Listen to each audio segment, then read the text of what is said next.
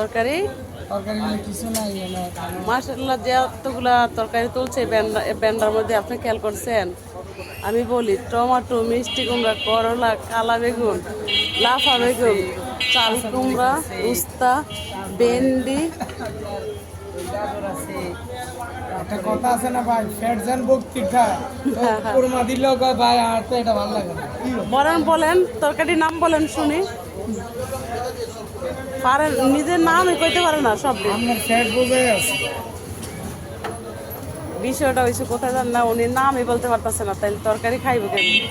না, যেটা নেওয়ার উদ্দেশ্য কিন্তু সেটা মানে ওষুধে আছে জানে তাহলে আমি বলি সবচেয়ে ভালো হইব এই কচুরলতি নিয়ে যান, মাছ এই মাছের মধ্যে তো চিংড়ি মাছ কিনে নিয়ে যান। মাছ তো লইছি এই জন্য তো বলতেছি মাছের তরকারি এখানে না, এই যে কে বলছে রাঁধতে জানলে নাই, টমেটো আলু আছেই।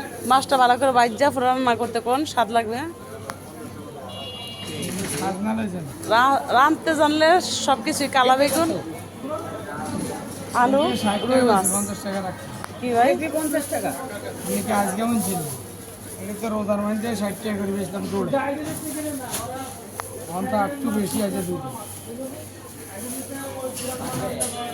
রুই মাছ লাল লাল করে ভাজি করে শক্ত শক্ত করে টমেটো আলু দিয়া কষাইয়া রান্না করে খাবেন, স্বাদ পাইবেন।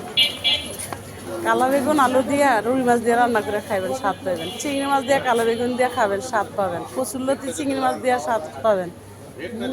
করলা দিয়ে আলু দিয়া সব আমাদের এরিয়ার খাদ্য, কিন্তু এগুলি সবাই এগুলোর কাছে দাঁড়ে যায় না কেন? বর্তমান যে ইন্টারন্যাশনাল চুলকানি এবং ব্যক্তিগত যেই রোগ দাঁড়াইছে